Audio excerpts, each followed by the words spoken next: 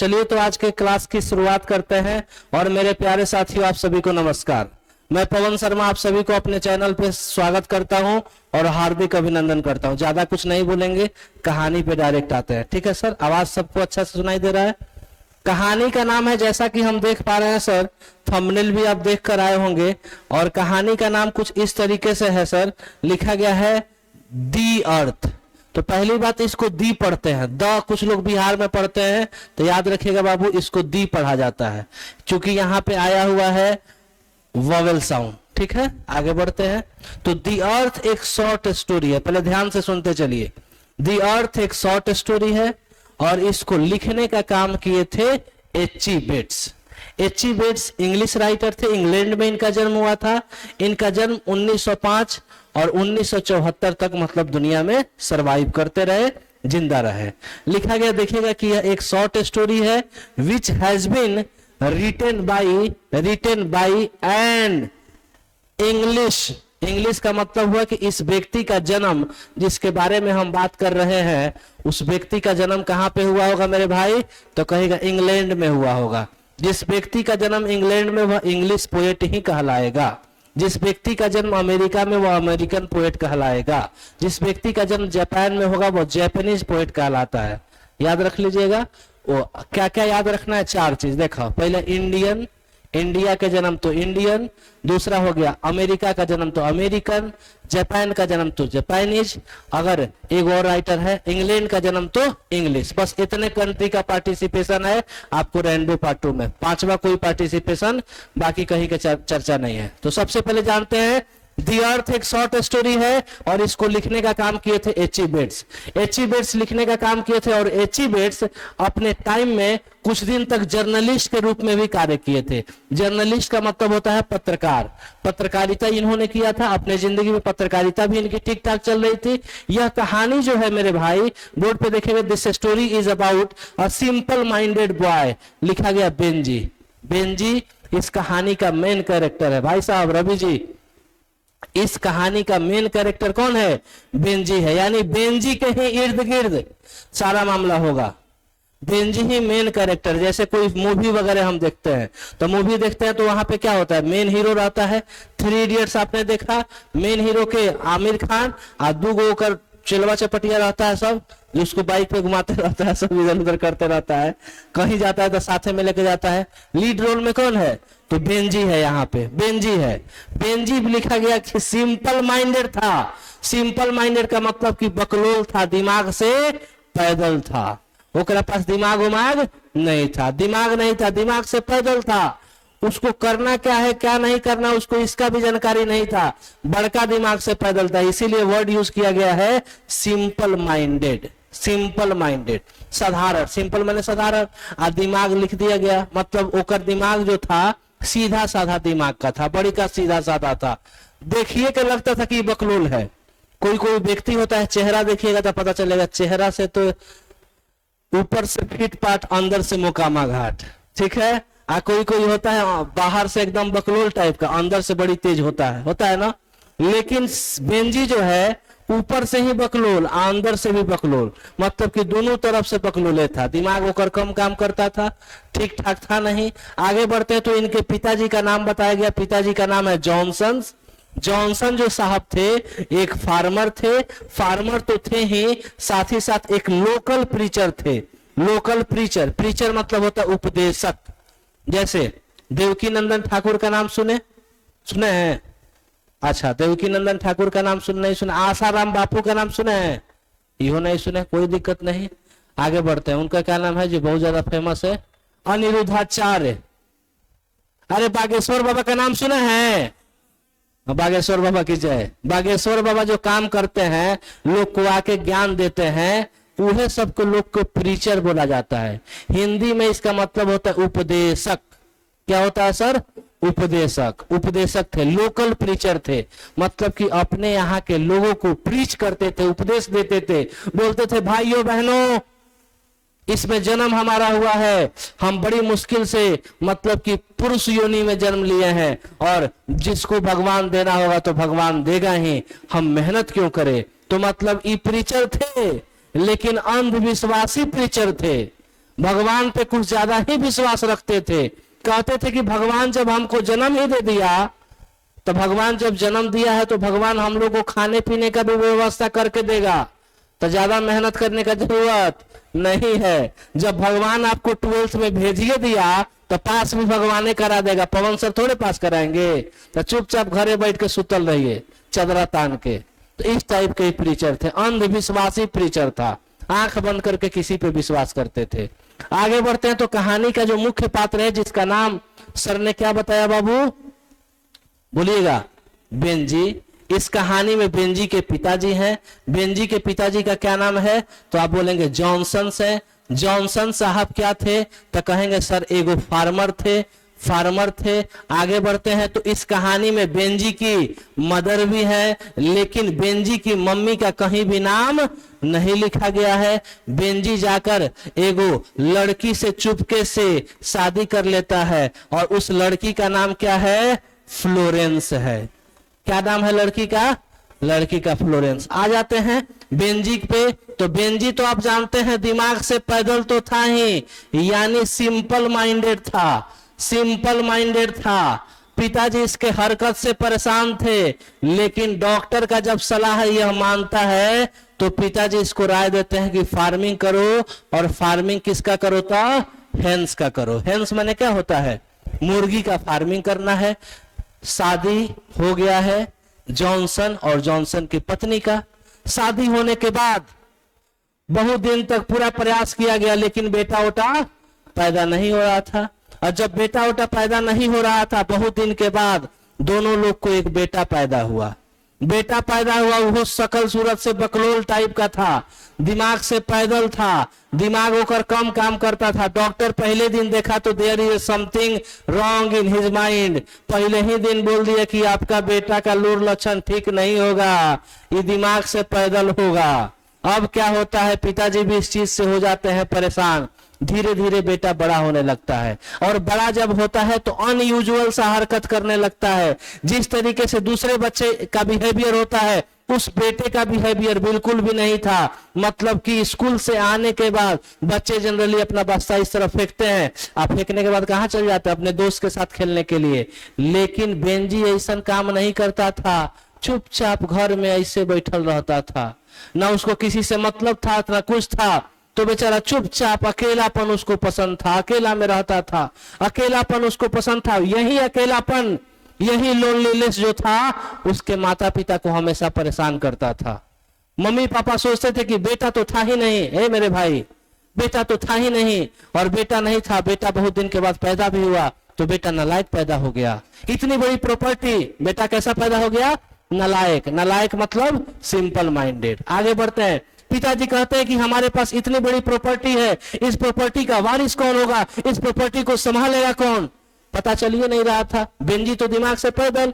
अरे प्रॉपर्टी संभालने के लिए, मान लीजिए अंबानी जी बहुत बड़े मल्टी मिलियनियर है, तो आकाश अंबानी उसका तो प्रॉपर्टी संभाल सकता है, हैंडसम यंग है बेचारा, सब कुछ काम करता है। अनंत अंबानी से नहीं हो संभले तो आकाश अंबानी तो संभाल सकता है ना जी, तो बेटा संभाल सकता है। ये जो बेटवा था जिसका नाम था बेंजी, ससुरा दिमाग से पैदल, सिंपल माइंडेड। पिताजी परेशान थे, पिताजी सोचते हैं इस प्रॉपर्टी का वारिस कौन होगा, और एक लौता वारिस बेंजी था, और इस प्रॉपर्टी को संभालेगा कौन। अच्छा, पिताजी के पास क्या क्या था, पहला चीज 4 एकड़ की जमीन थी। कितना एकड़ का जमीन था भाई, 4 एकड़ का जमीन था। ओकरा बाद एगो PLOUGH प्लग का मतलब क्या होता है, हल था। दूसरा क्या अच्छी चीज था, तो कहेगा 2 व्हील्ड का मतलब होता है, स्पेलिंग गलत लिखा गया, 2 व्हील्ड कार्ट का मतलब क्या होता है, बताओ, टांगा समझते हैं, टांगा था। आगे बढ़ते हैं तो उसके पास एगो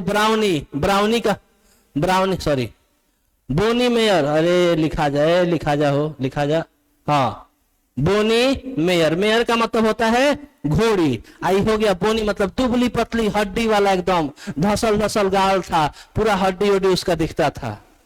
अब क्या क्या था सर, पिताजी जॉनसन के पास पहला चीज 4 एकड़ का जमीन था। एगो हल रख रहे थे, और प्लग मतलब होता है हल, जोतते थे।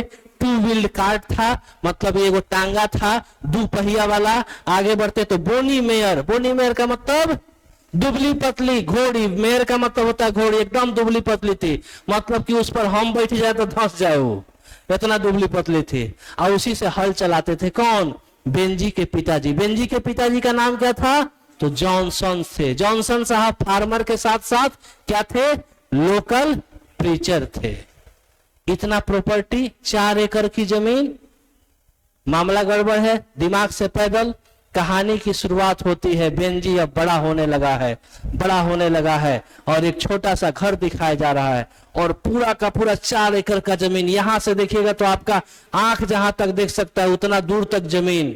पिताजी चिंता में बैठे थे, उस फील्ड में बैठ जाते हैं, जाकर सोचते हैं कि इस 4 एकड़ जमीन का वारिस कौन होगा, इस जमीन जायदाद को संभालेगा कौन? मेरा बेटा तो दिमाग से पैदल निकला। हम सोचते थे इस प्रॉपर्टी को संभालेगा, इसको लीड करेगा, लेकिन इसके पास दिमाग तो है ही नहीं। पिताजी सोचते हैं ये बात को, अचानक उनके माइंड खुलता है तो सोचते हैं कि अपने बेटे का इलाज करवाना चाहिए।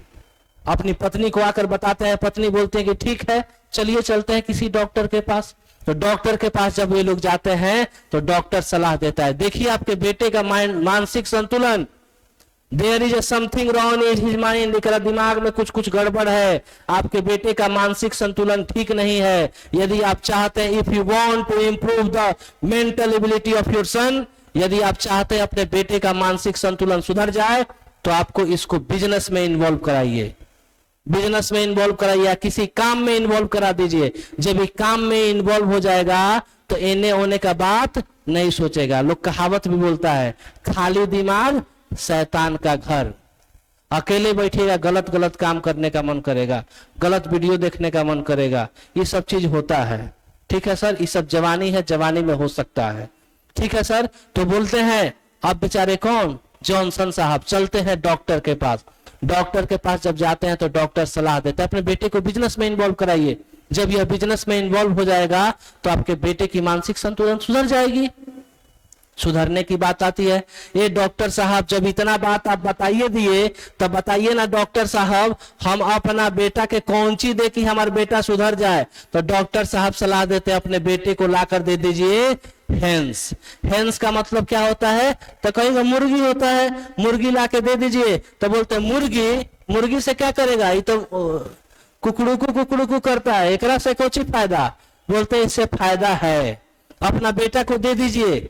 जैसे जैसे मुर्गी बड़ी होती जाएगी इसका दिमाग भी डेवलप होते चला जाएगा, वो कुछ करेगा। पिताजी सोचते हैं डॉक्टर है, गलत राय तो नहीं दे सकते हैं। पिताजी जाते हैं मार्केट से डॉक्टर के सलाह पे। किसके सलाह पे बाबू? डॉक्टर के सलाह पे। डॉक्टर के सलाह पे पिताजी जाते हैं और पिताजी जाकर अपने बेटे के लिए खरीद के लाते हैं मुर्गी।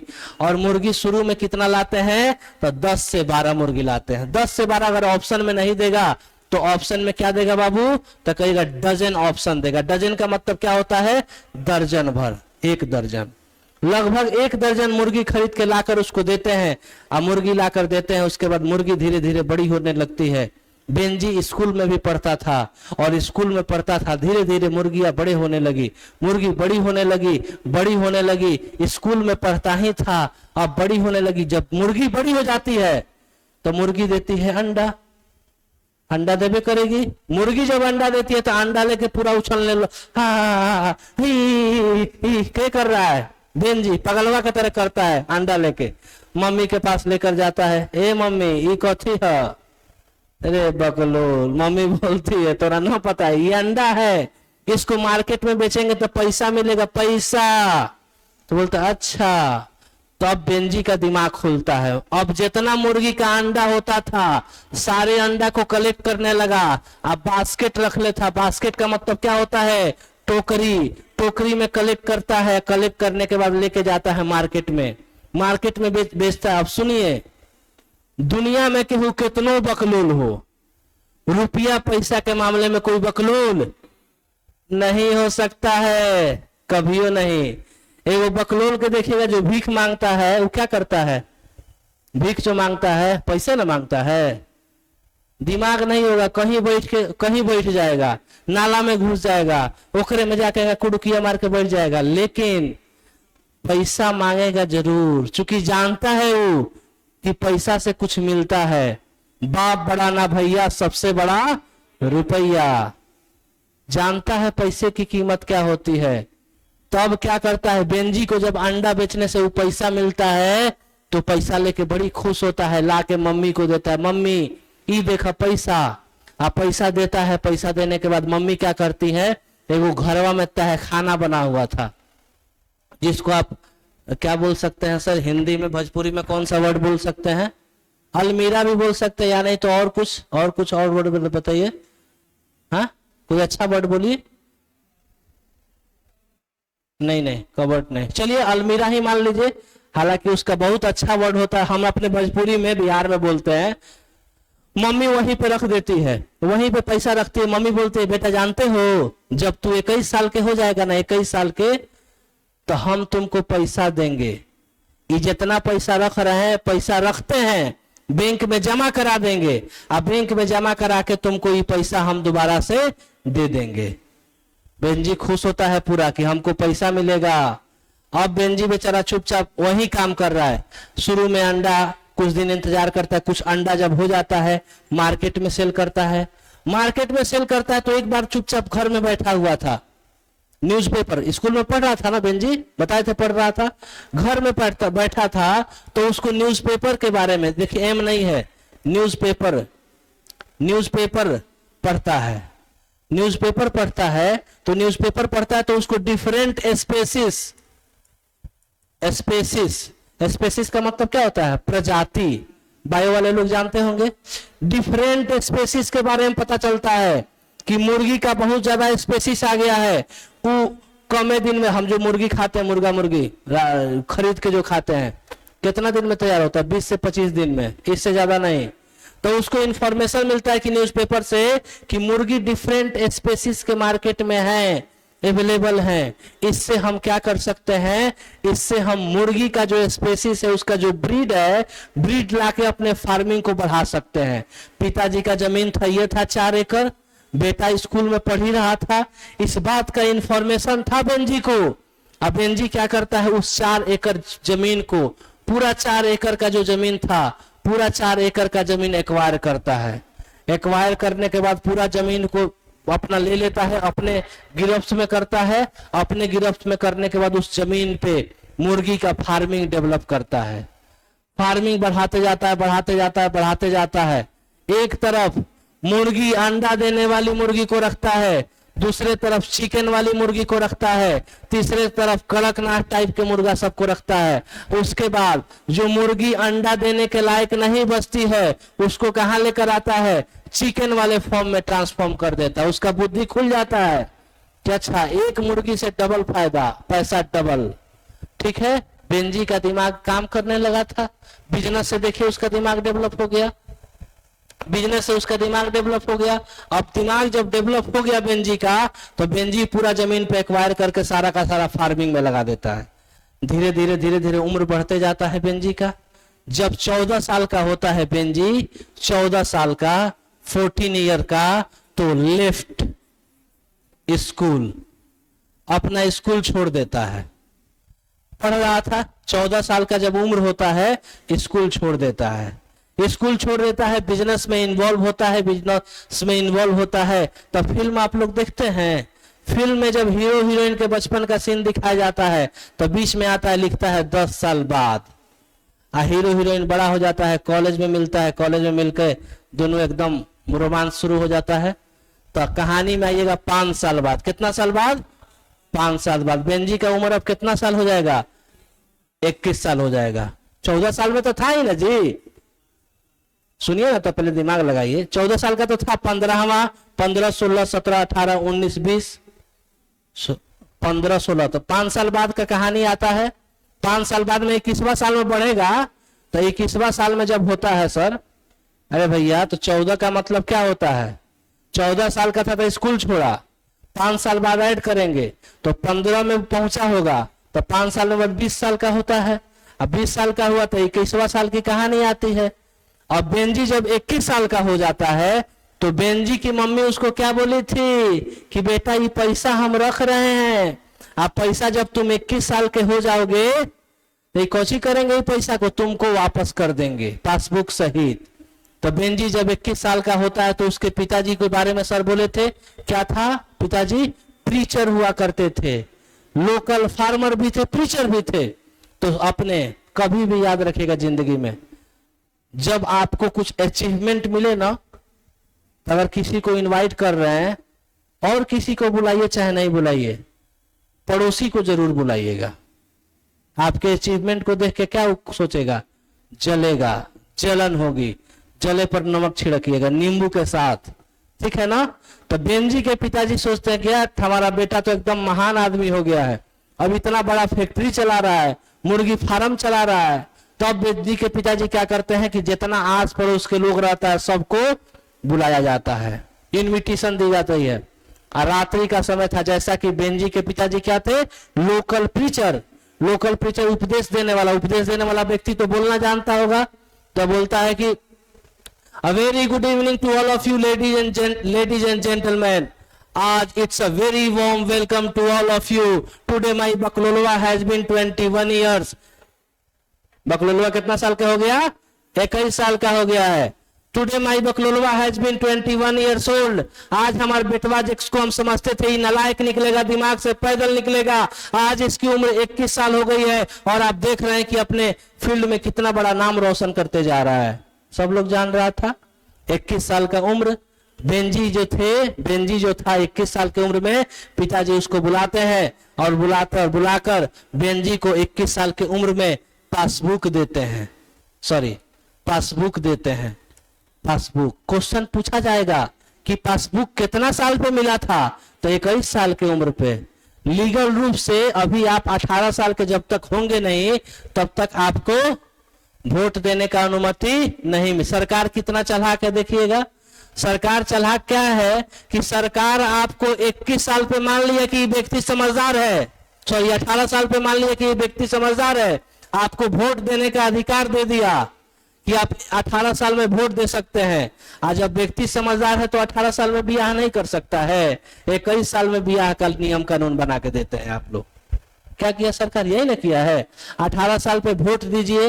वोट कब व्यक्ति देता है, जब उसको सही गलत का अंडरस्टैंडिंग होता है। और जब व्यक्ति समझदार हो गया 18 साल की उम्र में, तो उसको 21 साल की उम्र में शादी करने का अनुमति दीजिएगा।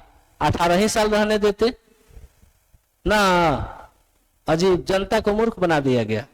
21 साल का जब होता है तो बेंजी क्या करता है, जब पासबुक उसको दिया जाता है तो बेंजी चुपचाप साइड में होता है और साइड में होकर पासबुक उघाड़ के देखता है, एकरा में कितना पैसा है।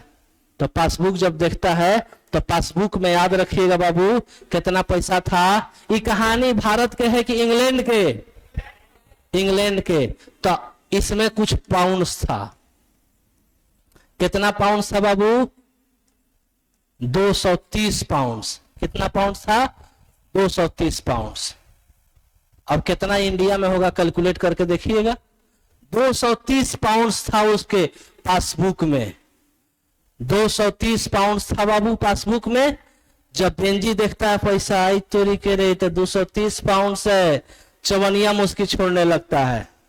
चवनिया मुस्की जानते हैं पूरा चवनिया मुस्की छोड़ रहा है। पिताजी इस बात पे उम्मीद किए थे कि हमारा जो बेटा है, पासबुक देखिए यहाँ पे सोशल नॉलेज के बारे में बताया गया।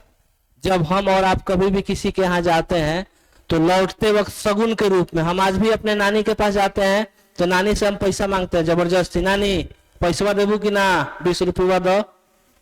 ये क्या है, ये प्यार है। आप 20 करोड़ कमा लीजिएगा फर्क नहीं पड़ता, लेकिन जो 20 रुपया नानी देंगे उसमें प्यार दिखता है। क्या जी, तो हम नानी से आज भी मांगते हैं कि 20 रुपया हमको दीजिए, तो नानी हमको बेचारी देती है कभी कभी।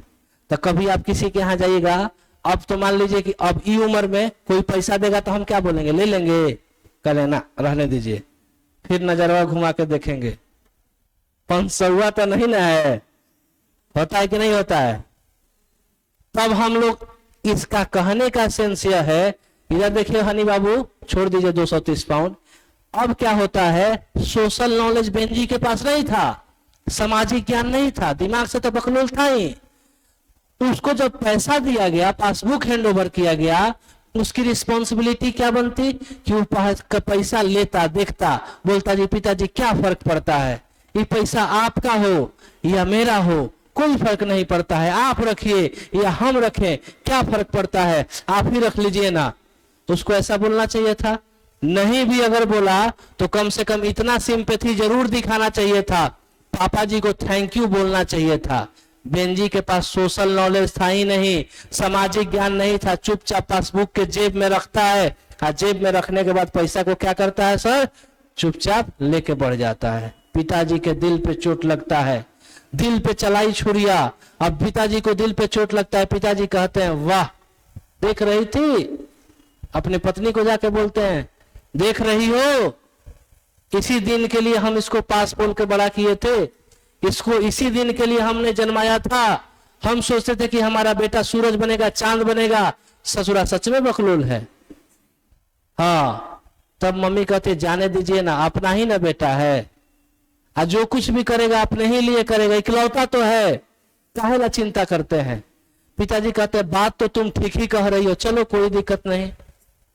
अगली सुबह जब होती है, पिताजी जाकर उससे पूछते हैं कि बेटा what will you do with the money, पैसे के साथ तुम क्या करोगे। कहता है कि I will buy some lands, मैं कुछ जमीन खरीदूंगा। पिताजी जैसे ही बात सुनते हैं तो गांव घर में आज अगर आप जमीन खरीद लिए तो आपसे बड़ा मल्टी मिलीनियर कोई नहीं है। सही बात है कि नहीं है। घर नहीं अच्छा रहे, आज अगर जमीन आपके पास होगा तो कहे फलानवा के पास इतना जमीन है रे, इतना जमीन होता हो। इसका मतलब कि जमीन का कीमत था। कहानी गांव से ही एग्जिस्ट कर रहा था। पिताजी सुनते अरे तरीके रे, हम तो इसको बकलोल समझते थे, एक पास तो भगवान दिमाग उमाग दिया हुआ है। तब से भी कहता, से भी अब कुछ नहीं बोलता है। पिताजी खुश होते हैं, पूछते हैं कि पैसा है। बेंजी से भी आ गया, घुस गया। से भी बोलता है पैसा, पैसा केकरा से जमीन खरीदिएगा। तो जवाब आता है, देखिए क्या आता है, सुनिए सुनिए सुनिए। दो कैरेक्टर की एंट्री होगी। एक बोला जाता है बाबू विटमोर, क्या नाम लिखा हमने, विटमोर। एक और व्यक्ति है, उसका क्या नाम है, सैंडर्स। पिताजी यहाँ पे कहानी बताएंगे, सब कुछ पिताजी बताते हैं। अब सुनिए, तब बोलते हैं ये बेंजी कहता है कि विटमोर से मेरी बातचीत चल रही है जमीन के बारे में, जमीन हम लेंगे विटमोर से। तो बोलते हैं बेटा जब तुमको जमीन ही खरीदना है तो हम जिससे बताते हैं उससे जमीन खरीदो, क्योंकि उम्र के मामले में भी तुझसे ज्यादा तजुर्बा रखते हैं, और वैसे भी तुम्हारा बाप है तो बाप से ज्यादा बेटा से ज्यादा तजुर्बा बाप के पास होता है। बोलता है बात तो आप सही कह रहे हैं मेरे पिताजी। तो बोलता है कि जमीन तुम सेंडर्स से खरीदो। क्या नाम आया बाबू, सेंडर्स। सेंडर्स से बोलता है Sanders, who is Sanders, Sanders कौन है। तो बोलते हैं कि जिस पे तू बिजनेसवा किया है वो तुम्हारे बाप का जमीन नहीं है। आए ये कोशिश कर रहे हैं, आपका जमीन नहीं है वो। बोलते हैं नहीं। तो बोलते वो जमीन केकर है। तो जमीन केकर है। तो पिताजी बोलते हैं सेंडर्स का जमीन है, ये 4 एकड़ का जमीन है, और इस 4 एकड़ के जमीन को हम 40 साल से यानी 40 ईयर से किस पे, तो कहेगा लीज पर। आई तोरी के लीज समझते हैं, हाँ लीज पर लिया हुआ था उनके बाबूजी। कुछ हिस्सा खेती करने के बाद जो बचता था वो किसके पास जाता था, सेंडर्स के पास जाता था। तब बोलता आई तोरी के रे, ये जमीन खरीदना ही पड़ेगा, नहीं खरीदेंगे तो आज न कल अगर खाली करने के लिए बोल दे तो हम तो सड़क पे आ जाएंगे। बहुत बड़ा बिजनेस था, सेंडर्स का भी मन था। 40 साल से इस व्यक्ति को हम लीज पे दिए हुए हैं, इस जमीन को बेच देने में ही भलाई है। वैसे भी अपना सारा काम कर रहा है, जमीन की खरीद बिक्री होती है, पूरा का पूरा जमीन खरीद लेता है। कौन, बेंजी। बेंजी जमीन खरीद लेता है। अब बेंजी जब जमीन खरीदता है सर, तो बेंजी अपना बिजनेस अब तो उसका हो गया। अब तो पता चल गया कि हम जो चाहें, जैसे चाहें, जितनी करना हो, जितना मर्जी हो, सब कर सकते हैं। तो बेंजी क्या करता है, उस बिजनेस को बहुत ही ज्यादा डेवलप करता है, बहुत ही ज्यादा डेवलप कर देता है। डेवलप जब कर देता है तो उसको जरूरत पड़ती है वर्कर्स की। किसकी जरूरत पड़ेगी, वर्कर्स की जरूरत पड़ती है।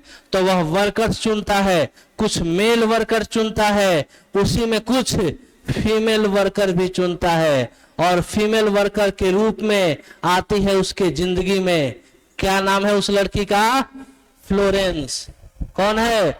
फ्लोरेंस। इतना चीज सुन रहे थे, वो दूसरा चीज था, फ्लोरेंस पर आते हैं। पूरा का पूरा ध्यान इसी पे डालिएगा।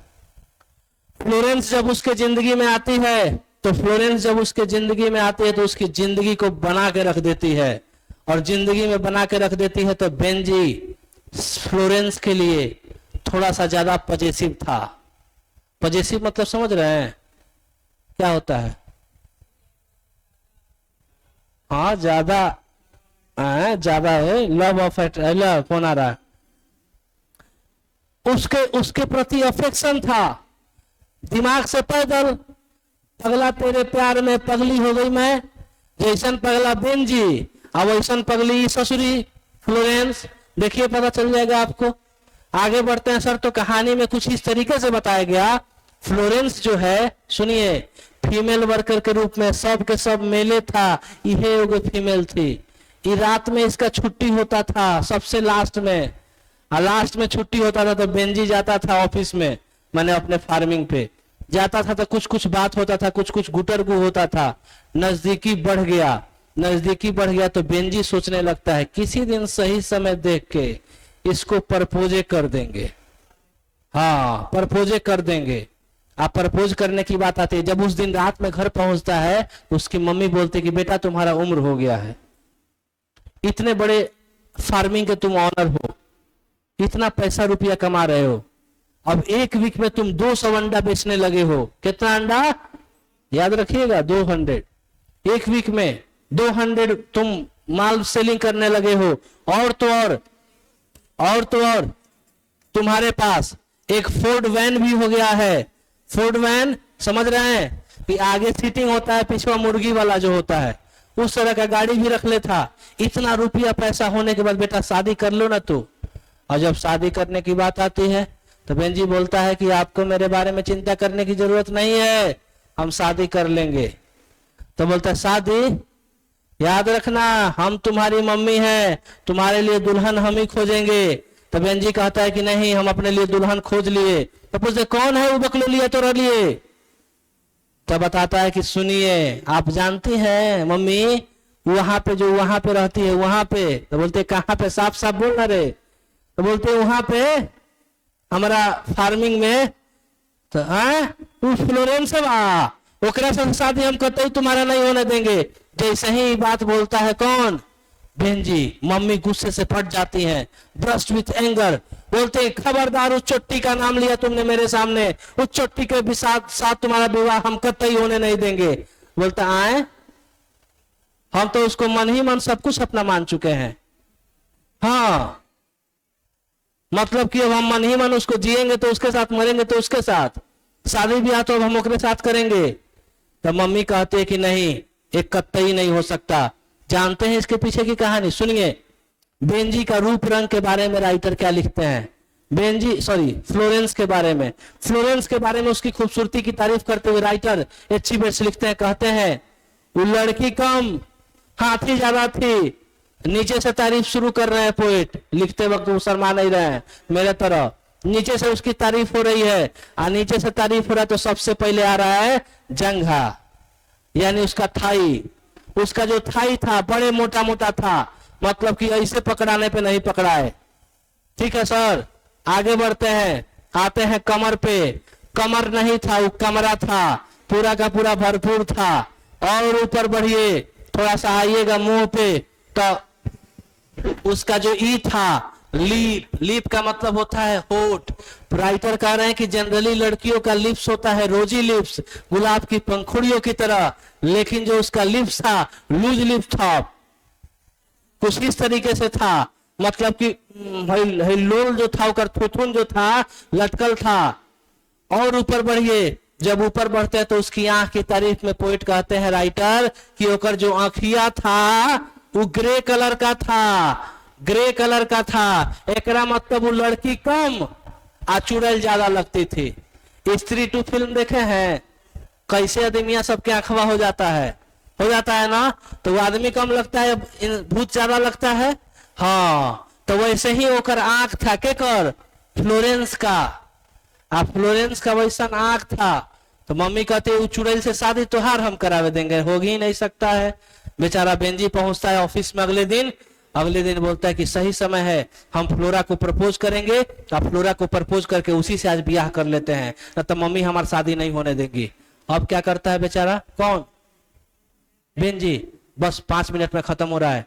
बेंजी कहता क्या है, अपने जाकर फ्लोरा को देखता है कि सुबह का मतलब शाम का समय था, ऐसे शाम का नहीं सुबह का, ऐसे ऐसे झाड़ू लगा रही थी। झाड़ू ऐसे लोग लगाया जाता है ना, स्वीप झुक के झाड़ू लगा रही थी। दरार से, दरार का मतलब होता है ब्रिज, देखिएगा यहाँ पे दिख रहा है ब्रिज, ओकरे दरार बोलते, उसी दरारवा से झांकता है इसे। तो देखता है कोई नहीं था, कोई नहीं है कमरे में, कमरे में कोई नहीं था। सोचता है यह सही समय है, प्रपोज कर देते हैं। आ जाता है, जाके कस के पकड़ लेता है, किसको, फ्लोरेंस को। आ कस के पकड़ता है, उसके बाद कहता है विल यू मैरी मी, क्या तुम मुझसे शादी करोगी। लड़की थोड़ी देर के लिए सोचने लगती है, एक लड़का से शादी करने के लिए क्या चाहिए, उसके पास रुपया पैसा होना चाहिए। ये पगला के पास बड़ी पैसा है। फिर सोचती है कि लड़का कैसा होना चाहिए, गुड लुकिंग होना चाहिए। ये तो ससुर बिल्कुल भी नहीं है। और सोचती है, कहती है जमीन वाला होना चाहिए, जायदाद वाला होना चाहिए। जमीन जायदाद तो इसके पास बहुत है, वो भी अपना है। फिर सोचते हैं कोई दिक्कत नहीं, एवरेज लुकिंग तो है, ठीक ठाक तो दिखता ही है, चलिए इसी से शादी कर लेते हैं। लड़की तैयार हो जाती है, फ्लोरेंस उसी दिन शादी करता है। शादी करने के बाद जब घर पे पहुंचता है, अपना हाथ पकड़कर बेंजी अपनी फ्लोरा का हाथ पकड़कर जैसे ही गेट पे पहुंचता है, जब गेट का डोरबेल बजता है, मम्मी दूर से देखती हैं, कमरे से मतलब अंदर से देखते हैं कि मेरे बेटे के हाथ में कोई हरी हरी चूड़ियां, लाल लाल चूड़ी पहन के कोई हाथ पकड़ा हुआ है। मम्मी उधर से पूरा अपने सर पे पूरा घर उठा लेती हैं। म्यूजिक बज रहा है, धीन तना ना ना ना ना ना ना ना ना ना ऐसे कुल बज रहा है, अधीन तना ना ना ना ना ना ना ऐसे बोल रही है। आप पूरा का मम्मी ऐसे ऐसे एकदम चलते हुए आती हैं, बोलती हैं आई तो रिका। जब आती हैं तो हाथ उनके सो देखते हैं, कहते हैं पूरा एकदम हिल गया इस सीन, पूरा घर हिलने लगा, धका धक, धीन तना ना ना, पूरा म्यूजिक बज रहा है, सीरियल वाला स्टाइल हो गया है। अब बेचारा बेंजी शादी करके आया था, माँ को तो एक्सेप्ट करना था, माँ तो होती है। उसी रात जब खाना खाने बैठते हैं तो सर ने बताया उसका लिप्स जो था लूज लिप्स होने की वजह से जब बेंजी की पत्नी फ्लोरा खाना खाती है तो खाना जब खाती है तो आधा खाना नीचे आधा खाना पेट में। तो मम्मी बोलती एहिला बोल रहे थे बकलोलिया से शादी मत करे, ससुर देख क्या हो रहा है, खाना खा कम रही है, गिरा ज्यादा रही है। तो बोलता है खबरदार आपने हमारी जानू बेबी सोना को कुछ कहा, हमारी फ्लोरा को कुछ कहिएगा मत। इतना बात जब मम्मी बोलती है तो जब जब वो गाना सुने हैं, जब जब प्यार पे पहरा हुआ है प्यार और भी गहरा हुआ है। इसका मतलब क्या हुआ, मम्मी नहीं चाहती थी कि फ्लोरा के साथ शादी हो, बोल देता है कि आप लोग तो नहीं चाहते थे कि फ्लोरा के साथ हमारा शादी हो, और जब शादी होके आ गए तो आप इसमें नुक्स निकालते हैं। खबरदार चुप रहिए, आप एक शब्द बोलने की अनुमति हम आपको नहीं देते हैं, हमारी फ्लोरा के बारे में कुछ कहिएगा भी नहीं। इतना बात जब जब बोलता है बेंजी, और एक बार और सुन लीजिए, साथ में आज के बाद खाना मत खाइएगा, जाके किचन में चुपचाप बैठ के खाइएगा। क्वेश्चन पूछा गया है कि मम्मी पापा को खाना खाने के लिए कहां पे शिफ्ट कर दिया गया, तो कहां पे, किचन में शिफ्ट कर दिया गया। किचन में बेचारे को शिफ्ट कर दिया जाता है खाना खाने के लिए। अब मम्मी से उसी रात जाकर बोलता है और बात सुनिए, जिस कमरा में आप लोग रहते हैं उस कमरा में हमको ज्यादा ठंडी लगता है, नया नवीला शादी हुआ है, तबीयत खराब हो जाएगा, हमको दूसरा कमरा दीजिए, आज जिसमें आप लोग रहते हैं उसमें हम रहेंगे, आज सरकारी लिए खटिया जाड़ा लगे, चलिए यहाँ से हटो। मम्मी पापा को अपने कमरे से खाली करवा देता है। कमरा खाली करवाने के बाद बेंजी क्या करता है, सर उस कमरे में पिताजी के कमरे में हो जाता है। अब पिताजी का कमरा होने के बाद पिताजी को और मम्मी को यह आतना सहना पड़ता है। और एक बार की बात है, रात्रि के समय जब आया था बेंजी अपने घर पे, देखता है कि माँ और पत्नी के बीच लड़ाई हो रहा है, एकदम पूरा कस के लड़ाई हो रहा है। लड़ाई किस बात का, बर्तन धोने के लिए। बर्तन वो ऐसे ही धो रही थी। मम्मी का कहना था कि बर्तन तुम ऐसे क्यों धो रही हो, सोडा के साथ धो, सोडा समझ रहे हैं ना, सर्फ के साथ, सोडा के साथ धो, इस तरीके से लूर लक्षण ठीक नहीं है, नई नवेली दुल्हन का ये सब काम ठीक नहीं होता है। बेचारा ये बात जब बेंजी सुनता है बोलता है चुप रहिए, खबरदार, हमारी पत्नी, हमारी धर्म पत्नी को कुछ बोला तो आपने, धर्म पत्नी को कुछ नहीं सुनता है बेचारा। मम्मी और पापा को बोलता है ये काम करिए, जब आपको मेरी पत्नी के साथ रहना पसंद नहीं है, मेरी बेबी के साथ रहना पसंद नहीं है, मेरी सोना के साथ रहना पसंद नहीं है, तो हम कतई नहीं चाहेंगे कि आप लोग इस घर में रहिए। और कहता है कि घर से बाहर निकलिए। घर से बाहर निकलने के लिए बोल देता है, घर से बाहर निकलने के लिए बोलता है। पिताजी खुददार आदमी थे, 40 साल तक किसानी किए थे, और किसानी किए थे, बोलते हैं कि चलो इसी वक्त हम घर छोड़ देते हैं। इतना चोट्टा था बेंजी कि उसी फोर्ड वैन पे खुदे ड्राइव करता है, खुदे ड्राइव करके ले जाता है, ले जाकर पेवमेंट पे, वो गली के अंतिम छोर पे पेवमेंट पे अपने माँ बाप को क्या करता है, छोड़ देता है। छोड़ देता, खुदे ड्राइव करके ले गया, खुदे छोड़ दिया, पेवमेंट पे ले जाकर छोड़ देता है। पेवमेंट पर ले जाकर छोड़ने के बाद माँ सोचती है कि बेटा के अंदर अगर थोड़ा सा भी करुणा होगा, थोड़ा सा भी दया होगा, तो बेटा पलट के देखेगा। लेकिन बेटा बहुत हरामी आदमी था, बेटा बहुत कमीना आदमी था, बेटा पलट के नहीं देखता है, माँ और बाप को छोड़ देता है और अपनी पत्नी के साथ खुशहाल जिंदगी जीता है। कहानी यहीं पे खत्म होती है और हम सभी के लिए सबक यही छोड़ जाती है कि दुनिया में कोई भी लड़की मिले, लड़की के लिए अपने माँ बाप को कभी नहीं छोड़ना चाहिए था। माँ की यहाँ पे गलती नहीं थी, लेकिन बेंजी बहुत लतखोर आदमी था। डॉक्टर का बात सही हो गया कि there is something wrong in his mind, एकरा दिमाग में कुछ गड़बड़ है। सच में गड़बड़ था, ससुरा माई बाप के छोड़ दिया। चलिए, आपको वीडियो अच्छा लगा हो तो एक लाइक जरूर करिएगा, प्यार भरा कमेंट आपका आना चाहिए। बहुत बहुत धन्यवाद। जय हिंद।